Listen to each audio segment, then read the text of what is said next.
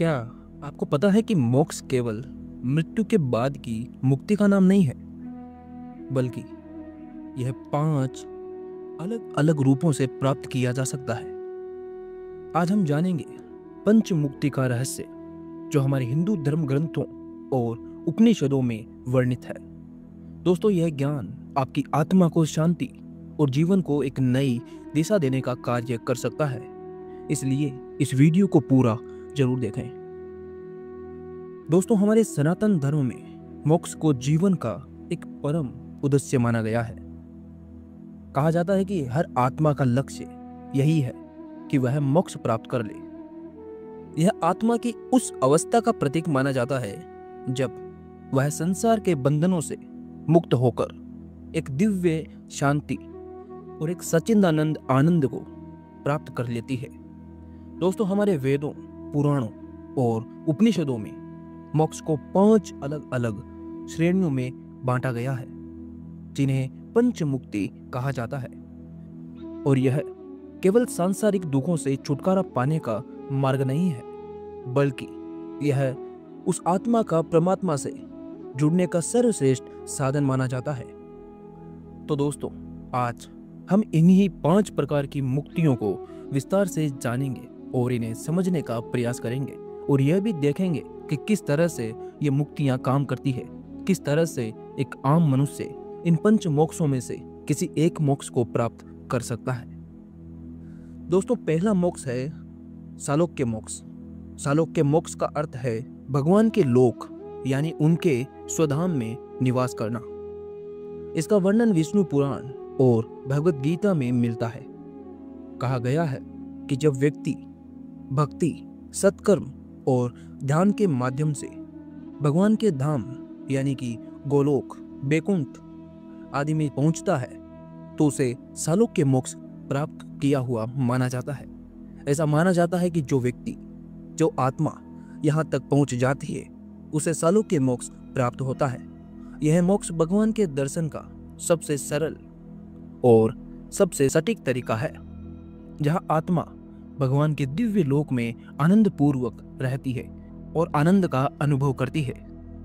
दोस्तों, जब प्रहलाद ने नारायण की भक्ति की, तो उन्होंने अपनी भक्ति के बल पर हिरण्यकश्यप के अत्याचारों से मुक्ति पाई और तभी उन्हें सालोक्य मोक्ष की प्राप्ति हुई।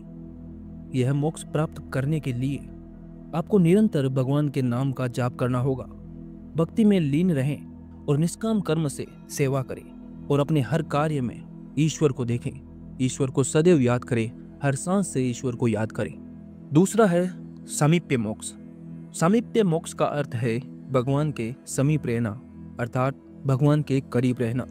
दोस्तों, यह मोक्ष आत्मा को भगवान के सबसे निकट लाता है, जहाँ आत्मा भगवान के साथ एक प्रिय भक्त या एक प्रिय सेवक के रूप में रहती है।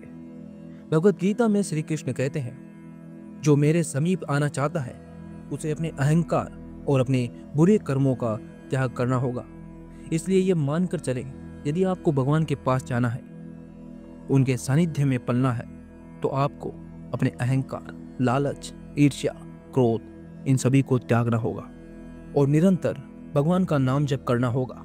तभी जाकर वह ईश्वर को प्राप्त कर सकता है, तभी जाकर वह सच्चे ज्ञान को प्राप्त कर सकता है। दोस्तों, अर्जुन ने महाभारत के युद्ध में भगवान श्री कृष्ण से गीता का उपदेश सुनकर सामीप्य मोक्ष के मार्ग को समझ लिया था और उसने श्री कृष्ण के मार्गदर्शन से अपना जीवन जिया, उन्हीं के मार्गदर्शन से अपना जीवन व्यतीत किया और अंततः उसने सामीप्य मोक्ष प्राप्त किया था। दोस्तों, निष्काम भक्ति और भगवान को अपना मित्र व मार्गदर्शन बनाने से हम सामीप्य मोक्ष प्राप्त कर सकते हैं। अच्छे कर्मों से हम सामीप्य मोक्ष प्राप्त कर सकते हैं। दोस्तों, तीसरा है सामरूप्य मोक्ष। इसका अर्थ है भगवान के समान रूप या फिर स्वरूप प्राप्त करना। इसमें आत्मा को भगवान का दिव्य स्वरूप प्राप्त होता है। जैसे भगवान के 4 हाथ, मुकुट और शंख चक्र होते हैं, वैसे ही आत्मा का स्वरूप दिव्यता में परिवर्तित हो जाता है और उसका भी शरीर वैसा ही बन जाता है, उसका भी स्वरूप उसी तरह का बन जाता है। दोस्तों, ध्रुव बालक ने कठोर तप किया था और भगवान विष्णु से समरूप्य मोक्ष को प्राप्त किया था।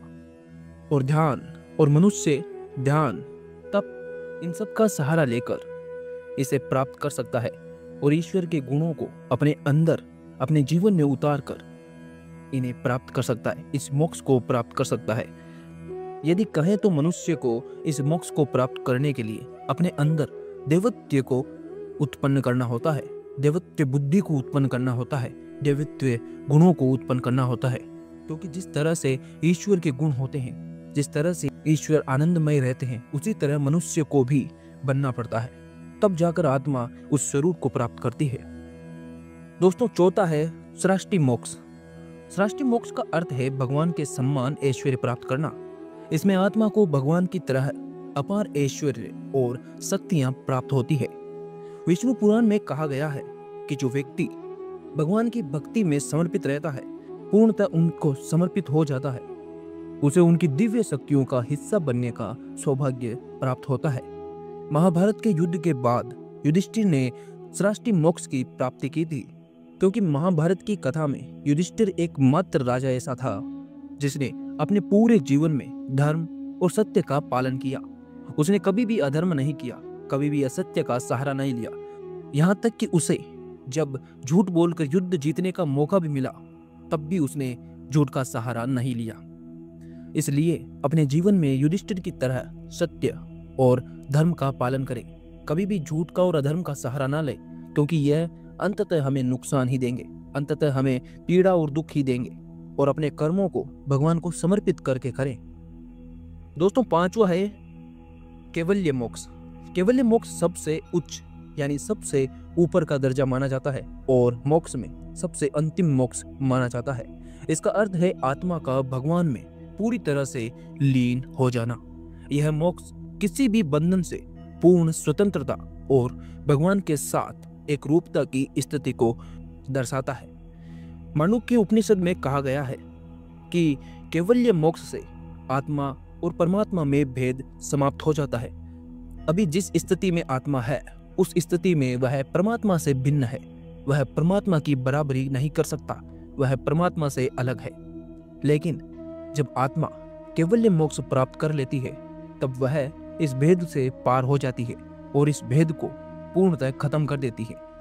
एक तरह से वह भी परमात्मा ही बन जाती है, वह भी परमात्मा का ही एक हिस्सा बन जाती है। दोस्तों, आदि शंकराचार्य ने अपने जीवन में कैवल्य मोक्ष का अनुभव किया था और अद्वैत वेदांत का ज्ञान दिया था। ध्यान और योग के माध्यम से आत्मा को शुद्ध किया जा सकता है। इसलिए अपने जीवन में ध्यान योग को अपनाएं और अपनी आत्मा को शुद्ध करें, अपने मन को स्थिर करें, ताकि आप इन पांचों मोक्षों में से किसी एक मोक्ष को प्राप्त कर सके।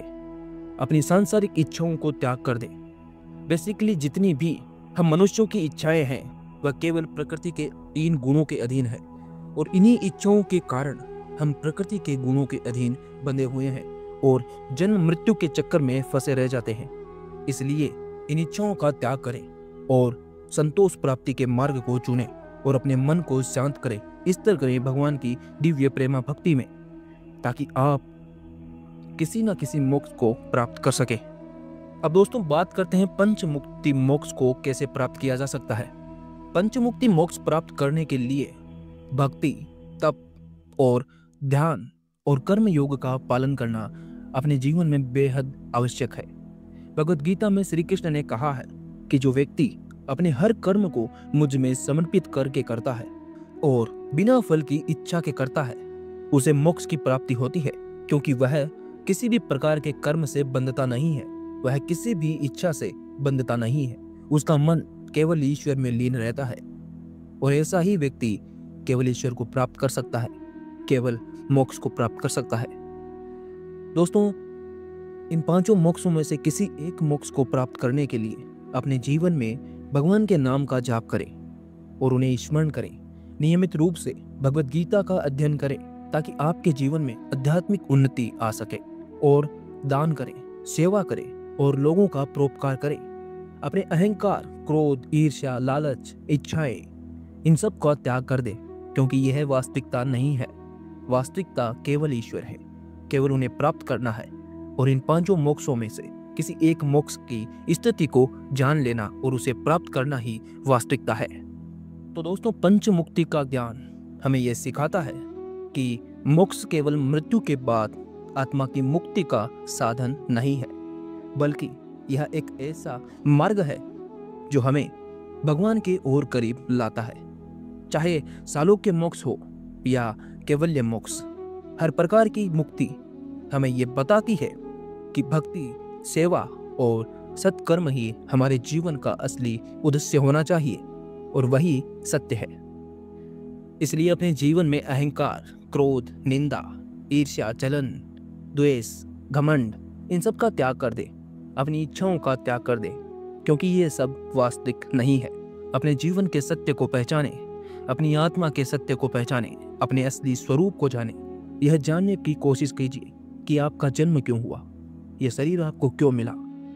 तो दोस्तों, यदि आप पंच मुक्ति मार्ग को अपनाना चाहते हैं तो आज ही अपने जीवन में भगवान की भक्ति, तप और कर्म योग को शामिल करें। यही आपकी आत्मा को दिव्यता और शांति प्रदान कर सकता है और आपकी मुक्ति पाने के मार्ग को सशक्त कर सकता है, उसे आसान बना सकता है। दोस्तों, अगर आपको ये ज्ञान अच्छा लगा, ये वीडियो अच्छा लगा, तो इसे लाइक करें, और अगर आप हमारे चैनल पर नए हैं तो हमारे चैनल को सब्सक्राइब जरूर करें। बाकी अपने दोस्तों और अपने परिवारजनों के साथ इस वीडियो को शेयर जरूर करें। हरे कृष्णा।